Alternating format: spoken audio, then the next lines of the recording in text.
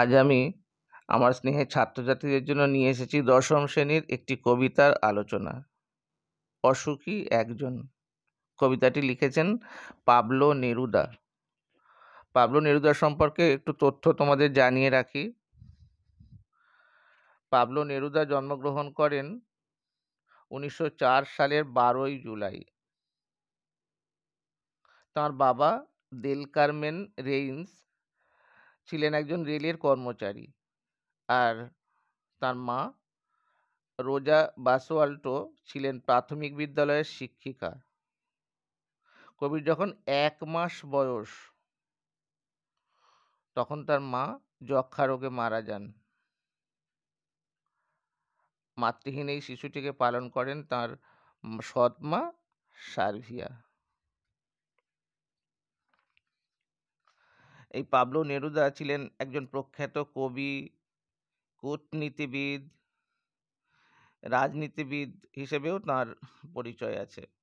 তার প্রকৃত নাম ছিল নেকতালি রিকার্দো রেয়েন্স বাসোয়াল্তো। আর তার এই যে নাম পাবলো নেরুদা, এই নামটারও কিন্তু একটা উৎস আছে। চেক লেখক জাঁ নেরুদা এবং পাবলো নামটির সম্ভাব্য উৎস পাবলো পিকাসো। মানুষের প্রতি ভালোবাসা নিয়ে তিনি যেমন কবিতা লিখেছেন, তেমনই লিখেছেন ঐতিহাসিক মহাকাব্য, লিখেছেন প্রকাশ্য রাজনৈতিক ইশতেহারও। 1927 সালে চিলির সরকার তাঁকে রাষ্ট্রদূত করে রেঙ্গুনে পাঠায়, আর সেই পদে থাকাকালীন তিনি চীন, জাপান, কলম্বো সহ ভারতেও আসেন। আর 1971 খ্রিস্টাব্দে তাঁকে সাহিত্যে নোবেল পুরস্কারে সম্মানিতও করা হয়। আর তিনি অগাস্তো পিনোচেতের নেতৃত্বাধীন সামরিক অভ্যুত্থানের সময় ক্যান্সারে আক্রান্ত হন আর হাসপাতালে ভর্তি হন। হাসপাতালে ভর্তির মাত্র 3 দিন পরেই হৃদরোগে আক্রান্ত হয়ে তিনি মারা যান। তার বিখ্যাত কবিতাগুলির মধ্যে উল্লেখযোগ্য 20টি প্রেমের কবিতা এবং একটি হতাশার গান, এ পৃথিবীর আবাসভূমি, আছে প্রাণের স্প্রেন, বিশ্বসঙ্গীত, চিলির পাথর, হোয়াকিন মুরিয়েতার গরিমা ও মৃত্যু, ক্যাপ্টেনের কবিতা, শীতের বাগিচা ইত্যাদি। দেখো, আমি তাকে ছেড়ে দিলাম। আমি বলতে এখানে কবিতার কথক, তিনি তার প্রিয়জনকে, তুমি ছবিটা দেখলেই বুঝতে পারবে, ছবিটা আছে দেখো, যে আমি তাকে ছেড়ে দিলাম, অপেক্ষায় দাঁড় করিয়ে রেখে দরজায়। ছবিটার দিকে তাকালেই তোমরা বুঝতে পারবে। দেখো, এই বাম দিকে যে চরিত্রটা, এটা পুরুষ চরিত্র, সে তার প্রিয়জন, তার মা বা স্ত্রী বা বোন যে কাউকে তিনি তার বাড়িতে ছেড়ে চলে এলেন, দরজায় রেখে চলে এলেন। অপেক্ষায় দাঁড় করিয়ে রেখে দরজায় আমি গেলাম দূর। তারপরেই দেখো ডট ডট দেওয়া আছে, দূরে, অর্থাৎ বহু দূরে তিনি চলে গেলেন। প্রিয়জনকে বাড়িতে রেখে তিনি চলে গেলেন। সে জানতো না আমি আর কখনো বাড়ি ফিরে আসবো না। মানে দুজনেই, কেউই জানতো না, কবিতার কথক বা বাড়িতে থাকা তার প্রিয়জন আত্মীয়, কেউই জানতো না। সে তো জানতোই না, তার প্রিয়জনও জানতো না যে সে আর কখনো বাড়ি ফিরে আসবে না। একটা কুকুর চলে গেল, হেঁটে গেল গির্জার এক নান। কবিতার কথক যে পথ দিয়ে চলে গেল, সেই পথ দিয়েই একটা কুকুর চলে গেল, হেঁটে গেল গির্জার এক নান। নান মানে গির্জার সন্ন্যাসিনী। 1 সপ্তাহ আর 1টা বছর কেটে গেল, অর্থাৎ তবুও তিনি ফিরে এলেন। 1 সপ্তাহ, মাস, বছর কেটে গেল, তবুও তিনি আর ফিরে এলেন না। বৃষ্টিতে ধুয়ে দিল আমার পায়ের দাগ, অর্থাৎ পায়ের দাগ ধীরে ধীরে মুছে গেল, অর্থাৎ সেই পথে কেউ আর চলেনি, আসেনি, আসা যাওয়া করেনি, তাই বৃষ্টিতে কবিতার কথক যে পথে গিয়েছিলেন সেই পথে পায়ের দাগ যতদিন ছিল থেকে থেকে সব মুছে গেল, এমনকি সেই রাস্তায় ঘাস জন্মালো।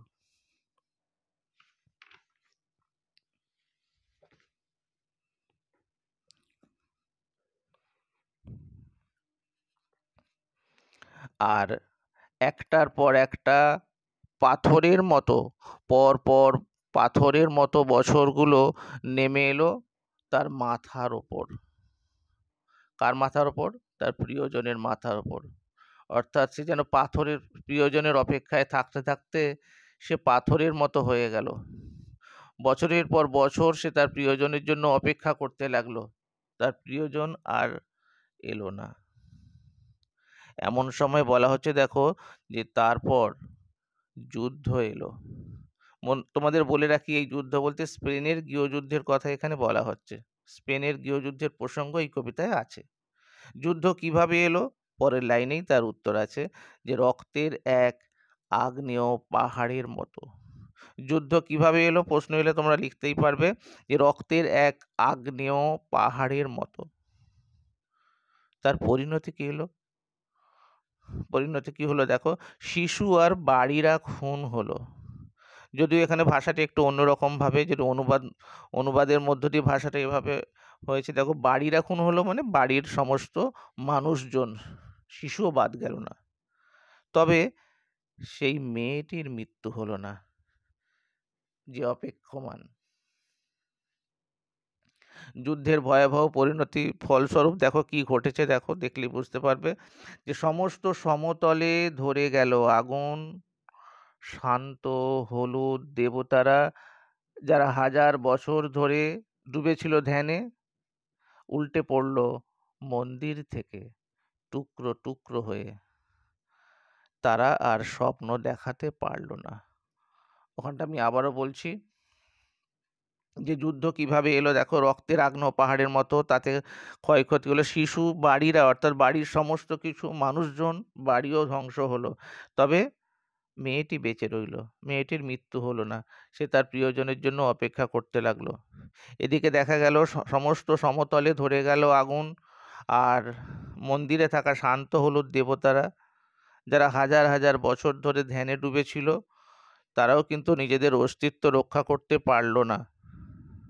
তারাও কিন্তু ভেঙে চূর্ণ বিচূর্ণ টুকরো টুকরো হয়ে গেল। তারাও আর আমাদের স্বপ্ন দেখাতে পারলো না। শুধু কি তাই, আর কি কি ধ্বংস নষ্ট হয়েছে দেখো। সেই মিষ্টি বাড়ি, মিষ্টি বাড়ি বলতে কবিতার নিজের হাতে তৈরি করা বাড়ি, নিজের পছন্দসই বাড়ি, সেই মিষ্টি বাড়ি, নিজের পছন্দের বাড়ি, তার কাছে মিষ্টি বাড়ি। সেই বারান্দা, কোন বারান্দা? যেখানে আমি ঝুলন্ত বিছানায় ঘুমিয়েছিলাম। গোলাপি গাছ, ছড়ানো করতলের মতো পাতা চিমনি, প্রাচীন জল তরঙ্গ, সব চূর্ণ হয়ে গেল, জ্বলে গেল আগুনে। জল তরঙ্গ মানে এক ধরনের বাদ্যযন্ত্র। অর্থাৎ তার মিষ্টি বাড়ি, বারান্দা, গোলাপি গাছ, সমস্ত কিছু চূর্ণ বিচূর্ণ হয়ে গেল, আগুনে জ্বলে পুড়ে সব নষ্ট হয়ে গেল। আর কি দেখো, যেখানে ছিল শহর সেখানে ছড়িয়ে রইল কাঠ কয়লা, দোমড়ানো লোহা, মৃত পাথরের মূর্তির বীভৎস মাথা, রক্তের একটা কালো দাগ। আর সেই মেয়েটি আমার অপেক্ষায়। এখানটা আমি আবারও বলছি যে শহরে কি তার প্রমাণ রয়ে গেল? যেখানে ছিল শহর সেখানে কেবল ছড়িয়ে রইল কাঠকয়লা আর দোমড়ানো লোহা, মৃত পাথরের মূর্তির বীভৎস মাথা, যেগুলো এখনো পুড়ে যায়নি, রক্তের কালো দাগও সর্বত্র ছড়িয়ে রইল। সেই মেয়েটি, কথকের প্রিয়জন, সে কিন্তু আজও অপেক্ষায় আছে। ভিডিওটা শেষ পর্যন্ত দেখার জন্য তোমাদের অসংখ্য ধন্যবাদ। ভালো লাগলে বন্ধুদের মাঝে ছড়িয়ে দিও।